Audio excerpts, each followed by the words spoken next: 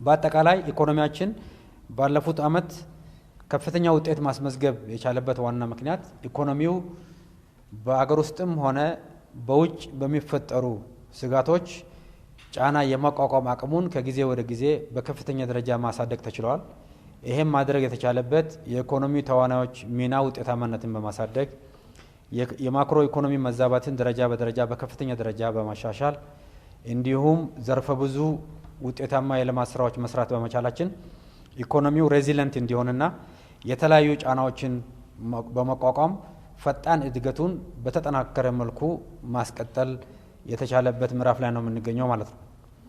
በዚህ ረገድም በተለይ ቁልፍ የማክሮ ወሳኝ የሆኑ መሰረታዊ ሸቀጦችን በአስተማማኝ መልኩ በማቅረብ ረገድ ከፍተኛ ውጤታማ ስራ ሲሰራ ቆይቷል። አንደኛውና ዋነኛው የነዳጅ አቅርቦት ነው። የነዳጅ አቅርቦትን በየአመቱ ኢኮኖሚ በሚፈልገው መጠን በስፋት እየቀረበ እንዲሁም አጠቃላይ የነዳጅ ድጎማ ስርዓትን ማሻሻያ በማድረግ የነዳጅ አቅርቦት አስተማማኝነትን በማረጋገጥ ውጤታማ ስራዎች ሲሰሩ ቆይተዋል። ሆኖም ግን ባለፉት አንድ ወር በላይ በመካከለኛው ምስራቅ በተፈጠረው ጦርነት የነዳጅ አቅርቦት ሰንሰለት ላይ ከፍተኛ አደጋ አጋጥሟል።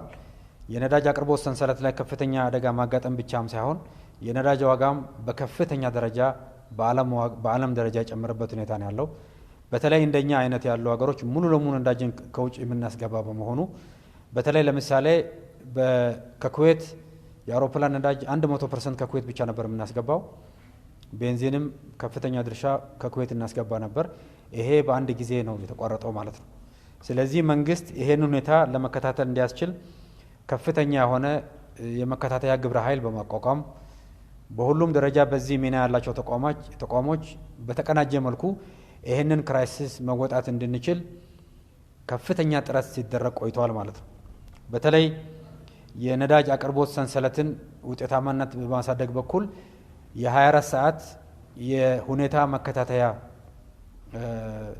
ክፍል በማቋቋም የተለያዩ ተቋማት አንድ ላይ በመሆን 24 ሰዓት ክትትል ሲደረግ የቆየበት ሁኔታ ነው ያለው። በዚህ መሰረት አጣዳፊ ግዢዎችንም በማድረግ በጅቡቲ ያለው የነዳጅ መጠን በመርከቦች የተጓጓዙ ያሉትን በሙሉ ክትትል በማድረግ የነዳጅ አቅርቦት አስተማማኝነትን በማረጋገጥ ረገድ ከፍተኛ ስራ ሲሰራ ቆይቷል። እንግዲህ የተፈጠረው ጦርነት በዓለም ህዝቦች እና ኢኮኖሚዎች ላይ ከፍተኛ ጫና ነው ያሳደረው። ኢትዮጵያም የዚህ ዋነኛ ገፈት ቀማሽና ተጠቂ ሀገር ነች ማለት ነው።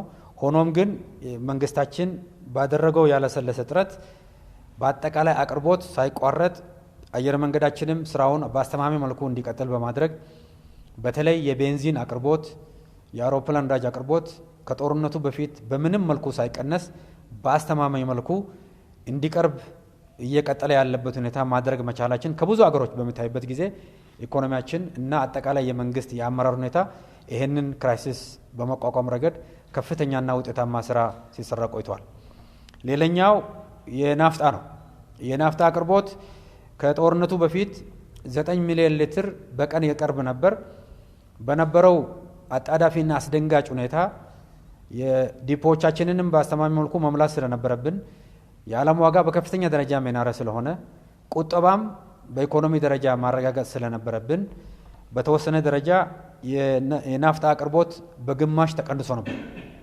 ያ ማለት ነው 9 ሚሊዮን ሊትር በቀን ይቀርብ የነበረው ወደ 4.5 ሚሊዮን ሊትር እንዲቀርብ ተደርጓል። ከዚህ በተጨማሪ ከነጭ ናፍጣ በስተቀር ሌሎች የነዳጅ ምርቶች በነበረው መጠን እንዲቀጥሉ ነው የተደረገው ማለት ነው። ይሄ ሲደረግ በአጣዳፊ የግዢ ዘዴ በልዩ ክትትል ለአየር መንገዳችን አስተማማኝ ነዳጅ ማቅረቡን በአስተማማኝ መልኩ ሲሰራ ቆይተዋል። የቤንዚን አቅርቦት በኢኮኖሚ ውስጥ በአስተማማኝ መልኩ እንዲቀርብ ማድረግ ተችሏል። ነጭ ናፍጣ አብዛኛው የነዳጅ አጠቃቀማችንን ከፍተኛው ነጭ ናፍጣም ስለሆነ ይሄንን በተመለከተ ቁጠባም ለማድረግ ዲፖዎቻችንም ለመሙላት የዓለም ሁኔታም አስጊ ሁኔታ ስለነበረ አጠቃላይ የጋራ ኃላፊነትን በመሆኑ የአቅርቦት መጠኑ ከ9 ወደ 4.5 ሚሊዮን ሊትር በቀን እንዲወርድ ተደርጎ ነበር ማለት ነው። በዚህም የነጭ ናፍጣ ዋጋ በጦርነቱ ምክንያት ተጨማሪ ዋጋ ወደ ህዝቡ አልተላለፈም። ይሄ ባለመተላለፉ ምክንያት በየወሩ ከነበረው ድጎማ በተጨማሪ በሁሉም የነዳጅ አይነቶች ማለት ነው ከሁሉም ከጦርነቱ በፊት ከነበረው ድጎማ በተጨማሪ በየወሩ 20 ቢሊዮን አዲስ ድጎማ መንግስት እየከፈለ ይገኛል ማለት ነው። ይሄ ማለት እጥረቱም እንዳለ ሆኖ መንግስት በከፍተኛ ደረጃ ድጎማ እያደረገ መሆኑ የሚያሳይ ነው። በየወሩ 20 ቢሊዮን አዳዲስ ድጎማዎች ከነበረው የማክሮ ኢኮኖሚ ሪፎርምን ተከትሎ ስናረግ ከነበረው ድጎማ ይሄ ተጨምሮ አጠቃላይ የድጎማ ክምችቱን ከ300 ቢሊዮን ብር በላይ ከፍ አድርጎታል ማለት ነው።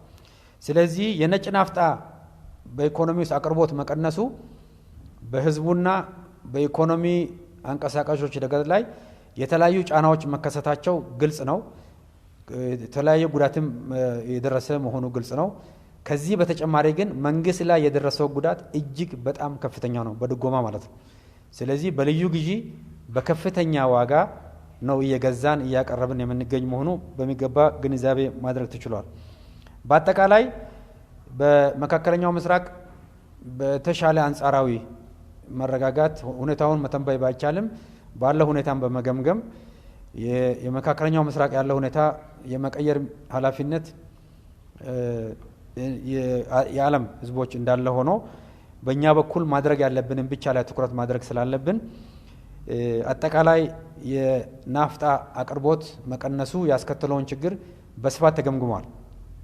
በተለይ በአሁኑ ወቅት የከፍተኛ የሆነ የግብርና ምርት ዝግጅት እና የግብርና ምርት ስራዎች የሚሰሩበት ወቅት በመሆኑ የኤክስፖርት ስራዎቻችንን በከፍተኛ ደረጃ አቀላጥፈን መቀጠል ስላለብን እንዲሁም ነዳጅን እንደ ግብዓት የሚጠቀሙ ከፍተኛ አምራች የሆኑ ዘርፎችም በመኖራቸው የተለያዩ የመንግስት የልማት ፕሮጀክቶች በናፍጣ እጥረት በከፍተኛ ደረጃ ጫና ያሳደረ በመሆኑ እንዲሁም የግብርና ምርቶችን ለማቀነባበርም የግብርና ምርቶችንም ወደ ገበያ ለማድረስ የተለያዩ ጫናዎች በመፈጠራቸው ምንም እንኳ መንግስት በከፍተኛ ውድ ዋጋ እየገዛ በከፍተኛ ድጎማ እያቀረበ ቢሆንም ከዛሬ ቀን ጀምሮ የናፍጣ አቅርቦት ከጦርነቱ በፊት ወደ ነበረበት እንዲመለስ በመንግስት ተወስኗል።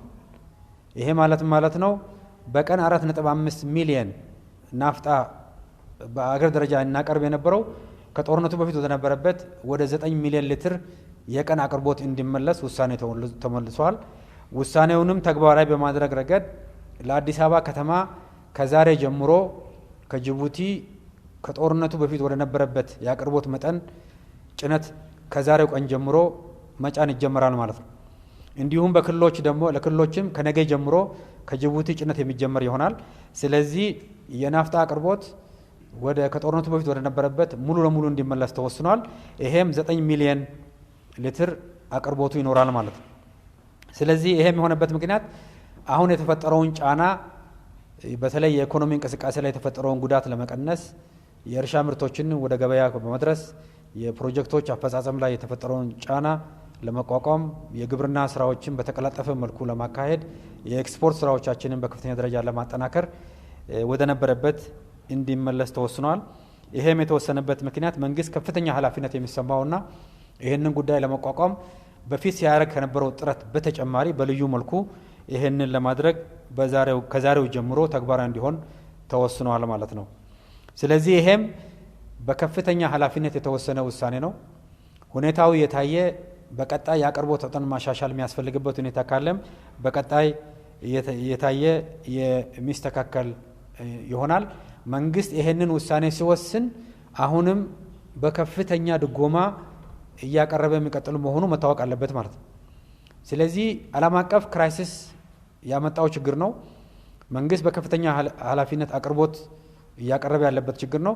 ከብዙ አገሮች በሚነጻጸርበት ጊዜ በኢትዮጵያ የትራንስፖርት እንቅስቃሴ በአንጻራዊነቱ የተሻለ፣ የኢኮኖሚ እንቅስቃሴ በአንጻራዊነቱ የተሻለ፣ በተለይ ዘንድሮ ፈጣን እድገት በማስረገብ ረገድ እስካሁን ድረስ የሪፎርም ውጤቶቻችንን ከፍተኛ መገለጫ የሆነው የ10.2% እድገት እንደምናረጋግጥ ይጠበቃል ማለት ነው።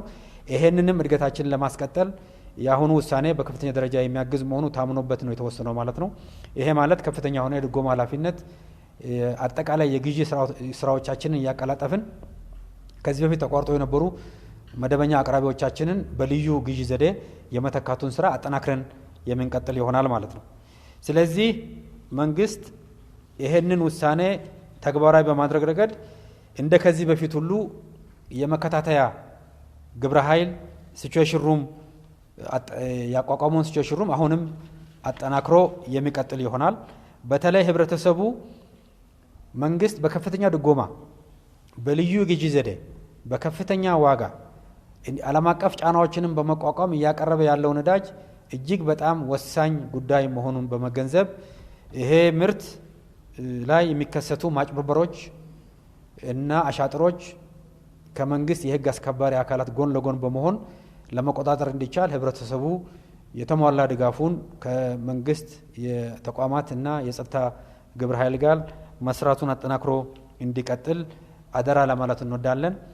ይሄ ውሳኔ በከተሞቻችን ያለውን የነዳጅ እጥረት በከፍተኛ ደረጃ የሚያቃልልና ከጦርነቱ በፊት ወደ ነበረበት የአቅርቦት መጠን የሚመልሰን ስለሆነ ይሄንን ልዩ ምርት ለኢኮኖሚያችን እጅግ በጣም አስፈላጊ የሆነ ምርት ከማጭበርበር እና ከተለያዩ አሻጥሮች በመከላከል ለታለመለት ዓላማና ፍትሃዊ በሆነ መልኩ በሚቀርብበት ሁኔታ ተጠናክሮ እንዲቀጥል ህብረተሰቡ ከመንግስት ጎን እንዲሆን ጥሪያችንን እናቀርባለን ማለት ነው።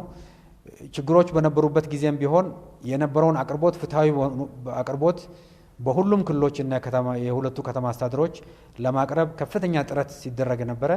በዚህም በአንጻራዊነት ውጤታማ ስራ ተሰርተዋል።